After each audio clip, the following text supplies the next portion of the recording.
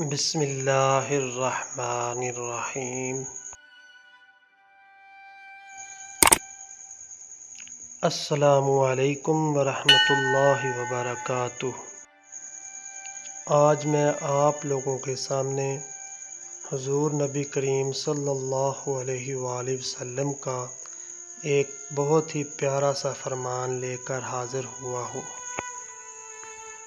رسول اللہ صلی اللہ علیہ وآلہ وسلم سے صحابہ کرام رضی اللہ تعالی عنہم اجمعین نے عرض کیا، یہ قربانیاں کیا ہیں؟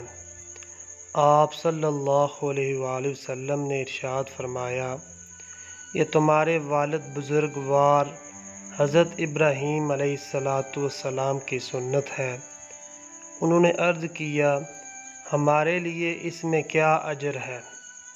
آپ صلی اللہ علیہ وآلہ وسلم نے ارشاد فرمایا، ہر بال کے بدلے ایک نیکی۔ انہوں نے عرض کیا، اور اون کا کیا حکم ہے؟ آپ صلی اللہ علیہ وآلہ وسلم نے ارشاد فرمایا، اون کے ہر بال کے بدلے بھی ایک نیکی۔